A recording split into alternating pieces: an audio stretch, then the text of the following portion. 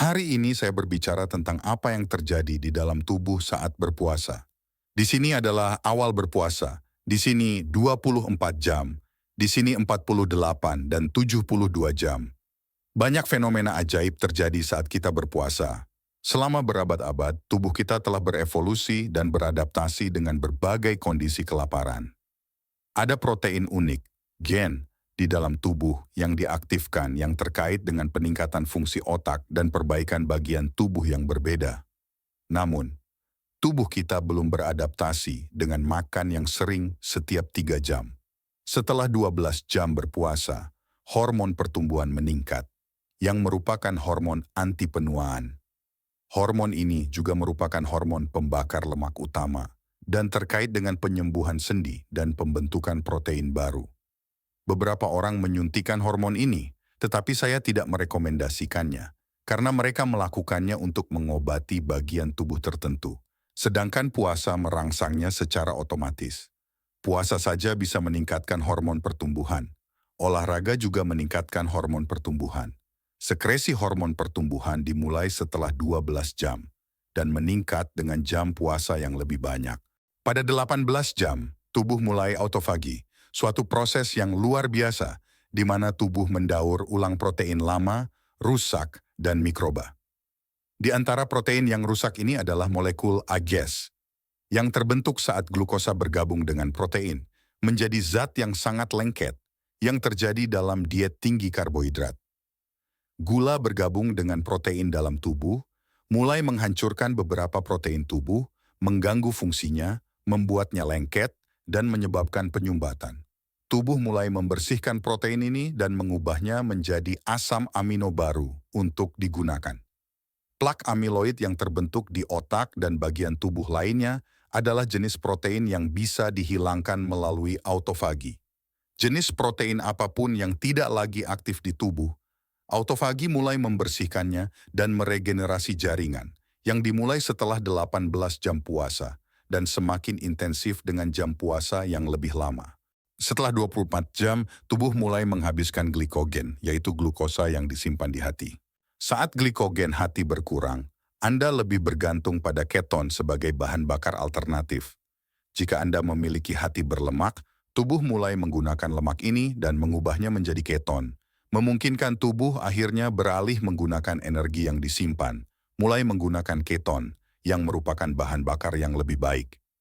Keton mengurangi nafsu makan, sehingga rasa lapar dan keinginan Anda hilang, dan mereka memiliki efek antioksidan, meningkatkan cadangan antioksidan, membantu menyediakan oksigen untuk tubuh sambil mengurangi kadar karbon dioksida. Karena keton adalah bahan bakar yang lebih efisien daripada glukosa, beban kelenjar tiroid berkurang. Anda mungkin melihat sedikit penurunan kadar hormon T3, tetapi kadar hormon perangsang tiroid, TSH, tetap normal, yang berarti tiroid beradaptasi dengan jenis bahan bakar yang baru ini.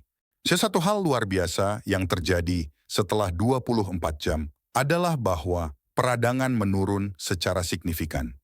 Ini bisa lebih ditingkatkan dengan menambahkan vitamin D, yang sangat bermanfaat. Setiap kondisi yang melibatkan peradangan, seperti radang sendi dan bursitis, dan penyakit autoimun membaik setelah sekitar 24 jam. Penyembuhan usus meningkat karena tidak harus bekerja sering, seperti merangsang kandung empedu dan pankreas untuk mengeluarkan enzim, memberi kesempatan usus untuk beristirahat.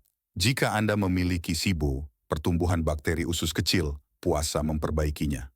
Produksi sel punca meningkat di usus, memulai proses penyembuhan.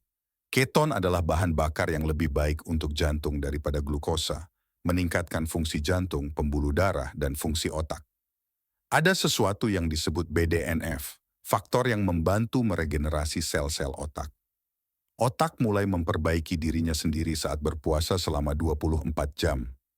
Seiring meningkatnya jam puasa, Anda mungkin berpikir akan kehilangan protein otot, tetapi ini tidak benar karena efisiensi tubuh meningkat. Gen tertentu mempertahankan protein, sehingga kita tidak kehilangan protein otot. Efisiensi bahan bakar menjadi jauh lebih baik, dan selama autofagi, tubuh menggunakan protein yang rusak untuk membuat protein baru, dan menggabungkan keduanya sangat bermanfaat. Dengan demikian, Jumlah nutrisi yang kita butuhkan berkurang karena konsumsi tubuh telah menurun. Tubuh bisa berfungsi dengan lebih sedikit nutrisi, yang merupakan keuntungan. Hal lain yang terjadi selama autofagi adalah pembersihan mikroba berbahaya, jamur, cetakan, dan ragi. Untuk membunuh mikroba ini, tubuh menghasilkan zat pengoksidasi dan sebagai tanggapan, antioksidan, menghasilkan hidrogen peroksida untuk membunuh mikroba, sementara juga menghasilkan antioksidan untuk melindungi tubuh dari oksidasi, mencapai keseimbangan yang tepat. Namun ketika antioksidan menurun dan tingkat oksidasi meningkat, stres oksidatif terjadi, menyebabkan ketidakseimbangan. Selama puasa, ada keseimbangan yang tepat saat antioksidan meningkat dan tubuh mulai sembuh. Pada 48 jam puasa, sel punca mulai dirangsang. Sel-sel ini tidak berdiferensiasi, artinya mereka tidak memiliki tujuan khusus dan dapat bergerak di antara jaringan berdasarkan kebutuhan tubuh. Merangsang sel punca meningkatkan penyembuhan, regenerasi, dan anti-penuaan. Risiko kanker tertentu berkurang, beberapa tumor mengecil, dan produksi mitokondria meningkat. Jika Anda mendorong diri dan berpuasa selama 72 jam, stimulasi sel punca meningkat, dan fungsi sistem kekebalan tubuh meningkat. Namun, jika Anda ingin berpuasa selama 72 jam atau lebih, saya sarankan melakukannya secara bertahap, karena banyak orang yang berpuasa selama ini memiliki kekurangan gizi. Jika Anda terburu-buru melakukannya, Anda mungkin merasa pusing, jadi saya sarankan berpuasa secara bertahap dalam jangka waktu yang lama. Ini adalah beberapa hal umum yang terjadi selama berpuasa. Saya merekomendasikan berlatih puasa intermiten secara teratur, dan metode terbaik adalah berpuasa selama 18 jam dan makan dalam jendela 6 jam. Itu berarti Anda makan, lalu menunggu 6 jam sebelum makan lagi, lalu berpuasa selama 18 jam. Metode ini sangat bermanfaat. Periode puasa dapat ditingkatkan seiring waktu berdasarkan kemampuan Anda. Kemudian Anda dapat berlatih puasa berkepanjangan secara berkala untuk manfaat kesehatan tambahan, baik untuk meningkatkan sistem kekebalan tubuh jika Anda memiliki masalah kekebalan, atau untuk meremajakan kulit, atau meregenerasi sel-sel otak, atau memperbaiki fungsi jantung atau usus. Puasa bahkan bermanfaat bagi mereka yang menjalani kemoterapi karena membantu tubuh melawan bahan kimia dan racun yang luar biasa. Pastikan untuk mengonsumsi mineral selama berpuasa. Saya tahu banyak yang merekomendasikan puasa air, yang berarti hanya minum air, atau puasa kering, tanpa asupan apapun, tetapi saya merekomendasikan puasa air dengan asupan nutrisi, karena kekurangan nutrisi dapat menyebabkan masalah kesehatan. Jadi, ambil mineral, vitamin B, dan garam. Sekitar jam 8 pagi, ada peningkatan kortisol, yang dapat menyebabkan tubuh memproduksi lebih banyak glukosa, menyebabkan gula darah tinggi yang terjadi pada mereka yang memiliki masalah gula darah. Jangan khawatir, karena ini akan membaik seiring waktu, dan olahraga pagi membakar gula berlebih.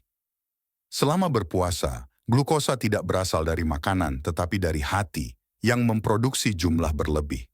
Ini mungkin disebabkan oleh tingginya kadar kortisol.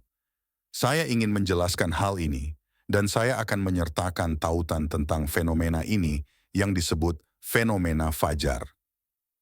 Jika LDL, yang mereka sebut kolesterol jahat, meskipun sebenarnya tidak begitu buruk, meningkat saat Anda tidak mengonsumsi karbohidrat dan berpuasa, itu bisa disebabkan oleh berbagai alasan.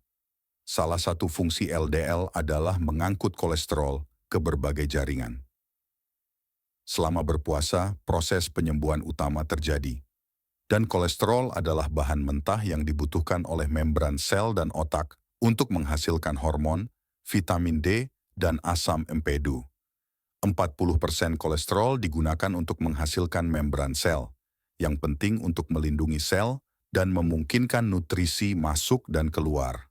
Salah satu alasan tubuh mungkin perlu mengangkut kolesterol melalui protein pembawa adalah untuk menyembuhkan membran sel atau menggunakan bahan mentah untuk menghasilkan hormon. Jangan khawatir tentang ini, tetapi jika Anda khawatir, ada tes yang bisa Anda lakukan untuk menentukan fungsi kolesterol ini, dan apakah menyebabkan bahaya atau tidak. Tetapi tidak perlu khawatir. Akhirnya, saya ingin membuat video ini untuk menjelaskan apa yang terjadi di dalam tubuh saat berpuasa. Terima kasih sudah menonton.